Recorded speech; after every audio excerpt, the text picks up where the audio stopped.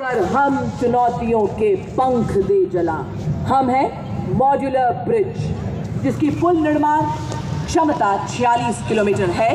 आज की परेड में मेजर शफी भट्ट द्वारा नेतृत्व इसे DRDO द्वारा डिजाइन किया गया है।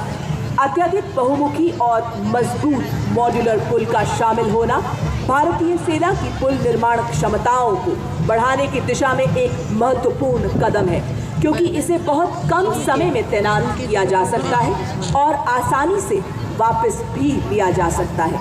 यह उपकरण हमारी सेनाओं को बाधाओं को पार करने और हमारे इंजीनियर्स को पुल निर्माण क्षमता को बढ़ाने में मदद करता है। चूँकि यह 8x8 वाहन पर लगा है, इसलिए ये अत्यधिक गतिशील है और हमारी मशीनीकृत टुकड़ियों के साथ तालमेल बनाए रखता है।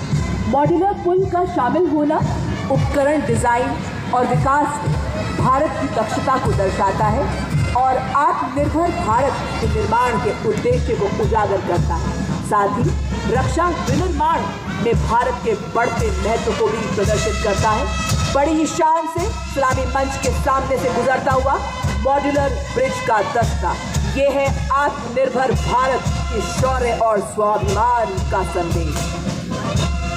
दुर्गम क्षेत्रों तक सुरक्षित संचार प्रदान करने के लिए भारतीय सेना ने सरलतापूर्वक परिवहन योग्य एवं शीघ्र तैनात किए जाने योग्य सैटकॉम वाहनों को अपने बेड़े में शामिल किया। सलामी मंच की ओर अग्रसर होती हुई वाहन आधारित सैटेलाइट संचार प्रणाली का नेतृत्व 33 ADSR के हवलदार पंकज शर्मा कर रहे हैं। इन संचार वाहनों को मेक इन इंडिया के तहत विकसित किया गया है। दिव्य सज्जनों, आज का परेड हथियारों और उपकरणों का एक ऐसा शानदार प्रदर्शन है जिसमें ऑपरेशन सिंदूर के दौरान इस्तेमाल किए गए कई उपकरणों को शामिल किया गया है। इसी श्रृंखला में अगला वाहन शक्तिवान और इसके ठीक पीछे दिव्यास्त्र भी मंच की ओर बढ़ता हुआ आत्मनिर्भर भारत की नई पीढ़ी का ये मानव रहित हथियार तंत्र, जिसे 2 विशेष रूप से डिजाइन किए गए हाई मोबिलिटी व्हीकल्स पर स्थापित किया गया है। ये वाहन भारतीय सीमाओं की उन्नत निगरानी और प्रहार क्षमता को बढ़ाता है।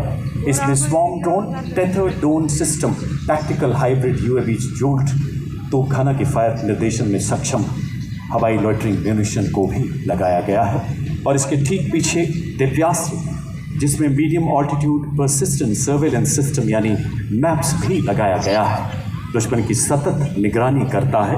25 किलोग्राम का ये सर्वेलेंस सिस्टम 60 किलोमीटर प्रति घंटे से 12 घंटे तक उड़ान भरने में पूरी तरह से सक्षम है। इसमें हरोप, मिनी हार्पी और स्काई स्ट्राइकर जैसे ड्रोन शामिल किए गए हैं।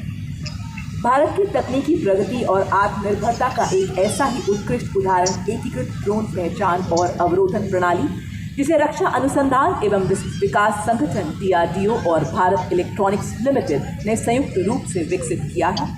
बहुस्तरीय दृष्टिकोण से कार्य करता यह पहला हवाई खतरों का पता लगाता है और उन्हें सॉफ्ट किल या हार्ड किल